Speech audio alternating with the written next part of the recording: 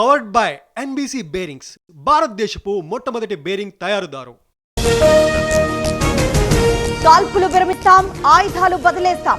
మావోయిస్టుల సంచలన లేఖ కేంద్ర హోంమంత్రికి పంపిన మావోయిస్టు పార్టీ. తెలంగాణలో ఆగిన ఆరోగ్యశ్రీ సేవలు నెలకు 100 కోట్లు ఇస్తామన్న ప్రభుత్వం 500 కోట్లు విడుదల చేయాలని ఆసుపత్రుల డిమాండ్.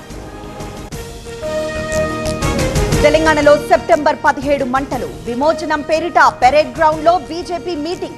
విలీనం పేరిట పబ్లిక్ గార్డెన్స్ లో సీఎం రేవంత్ సభ. ఇంధన శాఖ అధికారులతో సీఎం రేవంత్ భేటీ. మరో కొత్త డిస్కం ఏర్పాటుకు రంగం సిద్ధం. 2 డిస్కంలను పునర్విభజిస్తూ 3వ డిస్కం ఏర్పాటు. అండర్ గ్రౌండ్ విద్యుత్ కేబులింగ్ కు ప్రతిపాదనలు. కోర్ అర్బన్ ప్రాంతాల్లో సబ్ స్టేషన్ల అప్గ్రేడ్. సోలార్ విద్యుత్ వినియోగాన్ని ప్రోత్సహించాలన్న సీఎం.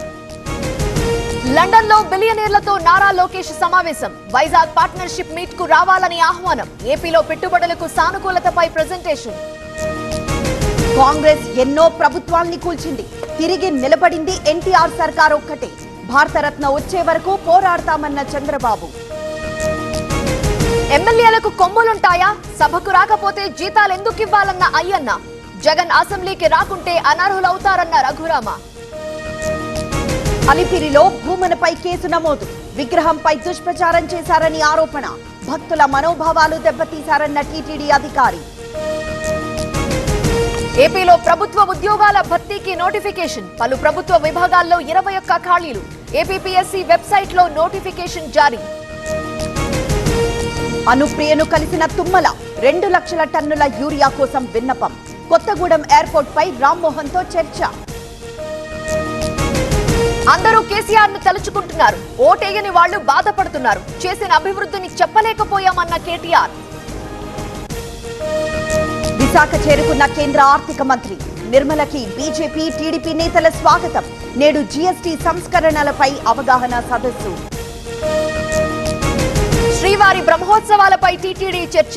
23న బ్రహ్మోత్సవాలకు అంకురార్పణ. 24న సీఎం పట్టు వస్త్రాల సమర్పణ. డెహ్రాడూన్ ను ముంచెత్తిన మెరుపు వరదలు. 13 మంది మృతి, 15 మంది గల్లంతు. సహాయక చర్యలపై ప్రధాని మోదీ, అమిత్ షా ఆరా. ఇవాళ మోదీ 75వ పుట్టినరోజు. ప్రధానికి ఫోన్ చేసిన అమెరికా అధ్యక్షుడు. మై ఫ్రెండ్ అంటూ సంబోధించిన ట్రంప్. ట్రంప్ విషెస్ కు థాంక్స్. 2 దేశాల పార్ట్నర్షిప్ మరింత పెరగాలన్న మోదీ. యుక్రెయిన్ యుద్ధ పరిష్కారానికి మద్దతిస్తామన్న ప్రధాని. బీహార్ లో తేజస్వి అధికార యాత్ర. మెరుగైన విద్య, ఆరోగ్యం కావాలన్న నేత.